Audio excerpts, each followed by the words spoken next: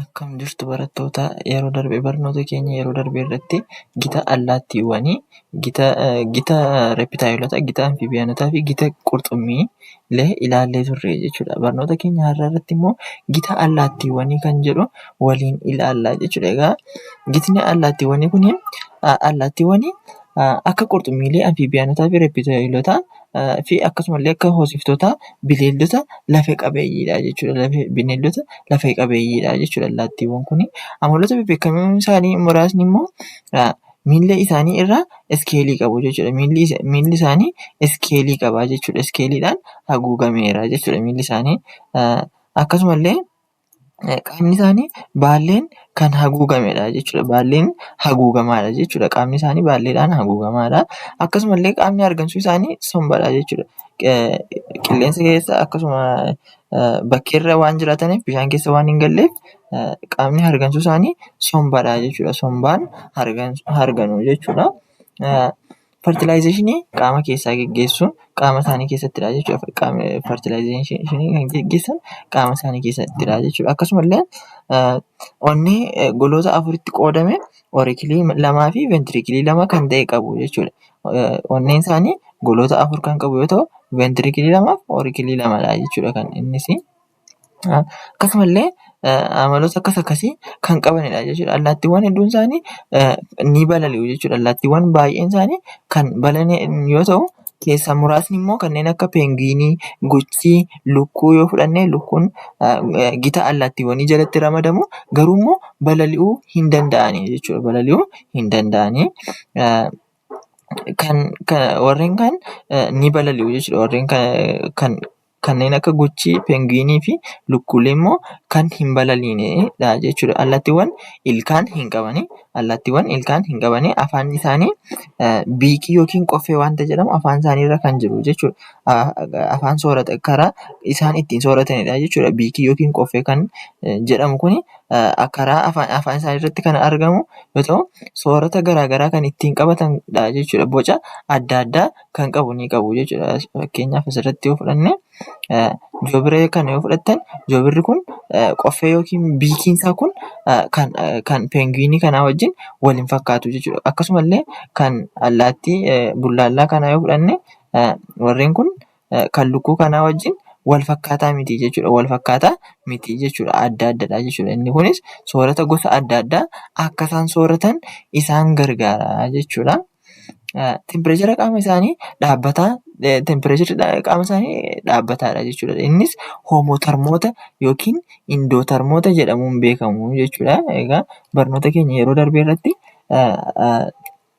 qurxummiilee yoo ilaalle qurxummiileen tempereecharri qaama isaanii dhaabbataa waan hin taaneef ektoodermoota jennee turre jechuudha. Ektoodermoota jechuun yookiin pooyikilotermoota kan jennu kun qaamni tempereecharri qaama isaanii yeroo tempereecharri naannoo isaanii dabalu ni dabala. Akkasuma tempereecharri naannoo isaanii yoo hir'atu immoo tempereecharri qaama isaaniis ni hir'ata jechuudha. Kun amala isaanii keessaa isa tokko yoo ta'u, ektoodermoota yookiin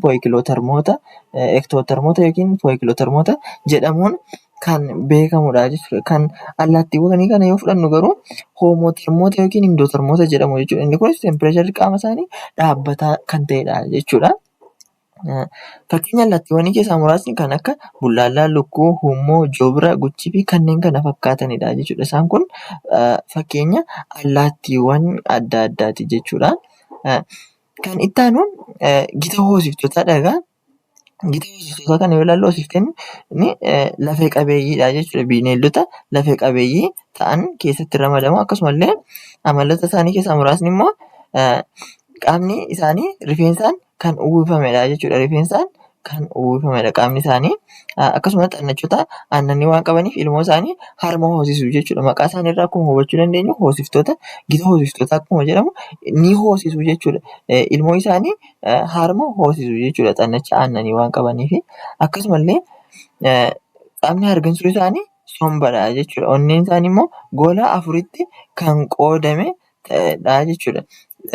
Qaamni hargansuu isaanii somba yoo ta'u, onneen isaanii gola afuritti kan qoodamedha. Hoosiftonni maashaa diyaafiramii jedhamu qomaa fi garaa addaan kan baasu qabu jechuudha. Egaa hoosistoota kan jennu kun maashaa diyaafiramii kan jedhamu kana yoo qabaatan, diyaafiramiin kun garaacha isaanii gara gadiitti argamuu fi somba isaanii yookiin qoma isaanii kan gargar baasee argamu diyaafiramii kan jedhamutu jira jechuudha. Diyaafiramiin kun qomaa fi garaa isaanii addaan baasa jechuudha. Fertilaayizeeshinii qaama keessaa geggeessuun beekamu. Fertilaayizeeshinii kan isaan geggeessan qaama keessattidha jechuudha. Tempireecharri qaama isaanii dhaabbataa waan ta'eef hoomotermoota jedhamu jechuudha. Hoosistoonni kun tempireecharri qaama isaanii dhaabbataadha jechuudha. Kanaafis hoomotermoota jedhamuun beekamu. Fakkeenya hoosistoota keessaa muraasni nama, saree, adurree, simbira halkanii, harree, leenca, qoruphee warreen kun kan gita hoosiftootaa jalatti ramadamanidha jechuudha.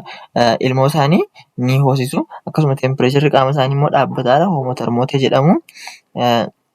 Warreen kun gita hoosiftootaa jalatti ramadamu jechuudha. Asitti garaagarummaa isaanii yoo ilaalle asitti kan isin baruu qabdan hoomotermootaa fi ektotermoota kan jedhaman kun warreen kamidha kan jedhamu baruu qabdu jechuudha. Ektotermoota kan jedhaman warra kamidha? Hoomotermoota kan jedhaman isaan kamidha? Akkasumallee qaamni isaanii iskeeliin kan haguugame warreen kamidha? Kan iskeeliin hin haguugamne kamidha? Akkasumallee sirni hargansuu isaanii somba kan ta'eef giilii kan ta'e isaan kamidha? Kanneen lafarra jiraatanii fi kanneen bishaan keessa jiraatan isaan kamidha jettanii tokko tokko isaanii adda baastanii qabachuu qabdu jechuudha. Akkasumallee fertilaayizeeshinii eessatti geggeessu, qaama keessatti moo qaama alatti geggeessu kan jedhu baruun barbaachisaadha jechuudha. Gilgaala 5.2 yoo hojjennu gaaffiiwwan armaan gadiitiif deebii sirrii ta'e filadhu jedha. Gaaffiin tokkoffaan mootummaa bineeldotaa ilaalchisee hima kamtu sirriidha jedha. Mootummaa bineeldotaa ilaalchisee hima kamtu sirriidha jedha. Aan cicha seelii hin qaban jedha. Cicha seelii hin qabani kun sirriidha. Bineeldonni cicha seelii hin qaban jechuudha. Biqiltootadha kan cicha seelii qabu. Kanaafiyyuu kun sirrii miti jechuudha. Baarratti kun cicha seelii hin qaban kan jedhu kun sirriidha jechuudha. Kan bineeldonni cicha seelii hin qaban biqiltootadha jechuudha. Cicha seelii kan qabu. Kanaafiyyuu kamtu sirriidha jechaa waan jiruuf kun sirriidha jechuudha. Akkasuma baarra kan jiru hunduu seel hedduudha jedha yookiin yuukaariyoota jechuudha. Isaan kun bineeldota yoo ilaallu bineeldonni seel hedduudha jechuudha. Yeroo darbe akkuma barnoota keenya yeroo jalqabaa irratti ilaallee turre. Akkasuma halluu magariisaa hin qaban jedha. Halluu magariisaa kan qabu biqiltootadha jechuudha. Biqiltootatu halluu magariisaa qaba malee bineeldota miti. Kanaafii kunis sirriidha jechuudha. Kanaafii deebiin isaa maal ta'a? Daa hunduu sirriidha kan jedhu ta'a jechuudha. Daa irratti kan argamu hunduu sirriidha kan jedhu ta'a jechuudha. Gaaffiin lammaffaan waa'ee ilbiisootaa ilaalchisee himni sirrii hin taane kami jedha. Waa'ee ilbiisootaa ilaalchisee himni sirrii hin taane kami jedha. A. Nafa bakka sadiitti qoodame qabu kun sirriidha. Nafti isaanii bakka sadiitti kan qoodamedha. Mataa, qomaa fi garaa jennee ilaallee turre jechuudha. Barnoota keenya yeroo darbee irratti viidiyoon hojjetamee waan jiruuf achirraa ilaaluu dandeessu. Ba'aan mataa irraa anteenaa fi ija koompaawundii cimdii tokko qabu jedha. Kunis sirriidha. Anteenaan isaanii mataa irratti argama. Akkasuma iji isaanii immoo cimdii tokko yookiin ija lama jechuudha. Kun sirriidha. C. Hunduu koochoo qabu jedha. Hunduu koochoo qabu jedha. Ilbiisota barnoota keenya yeroo darbee irratti akka ilaallee turre kan koochoo qabanis kan koochoo hin qabnes jiru jennee ilaallee turre jechuudha. Kan koochoo hin qabne ilbiisota isaanii kan koochoo hin qabne ilbiisota isaanii kan koochoo qaban kanneen akka titiisaa fa'aa ilaallee turre isaan kan koochoo qabanidha jenneerra jechuudha. Akkasumallee kan koochoo hin qabne jiru isaanis kanneen akka mixii, injiraan, tafkii warri kun koochoo hin qabanii jechuudha. Koochoo hin qabanii garuu ilbiisootumadha jechuudha. Kanaafiyyuu kun dogoggoradha jechuudha. Kun dogoggoradha. Dogoggoradha inni kuni. Daan miila mitikaa cimdii 3 qabu jedha. Kun dhugaadha. Kanaafiyyuu deebii kan ta'u caarratti kan argamu kanadha jechuudha. Gaaffiin sadaffaan qurxummii ilaalchisee sirrii kan hin taane kami jedha. Qurxummii ilaalchisee sirrii kan hin taane kami jedha. Aan giiliin harganu jedha. Sirriidha, qurxummiin giiliidhaan harganu jenneerra. Sirni hargansuu isaanii giiliidha. Baan eektotermootadha jedha. Eektotermootadha, sirriidha. Qurxummiileen tempireesharii naannoo isaanii yeroo dabalu tempireesharri isaaniis ni dabala. Akkasuma tempireesharri naannoo isaanii yoo hir'atu immoo tempireesharri qaama isaaniis ni hir'ata. Kanaafiyyuu eektotermootadha jennee waliin ilaallee turre. Akkasuma caarratti qaama isaanii irraa iskeelii qabu jedha. Kunis dhugaadha. Qaamni isaanii iskeeliidhaan kan haguugamedha.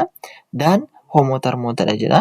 Hoomotermoota jechuun kan tempireesharri qaama isaanii dhaabbataa ta'edha jechuudha. Qurxummiileen immoo tempireesharri qaama isaanii dhaabbataa miti jechuudha. Kanaafiyyuu hoomotermoota kan jedhu kun dogoggoradha jechuudha. Arfaffaan amaloota amfiibiyaanotaa kan hin taane kami jedha. Amaloota amfiibiyaanotaa kan hin taane kamidha? Gogaan isaanii iskeelii qaba.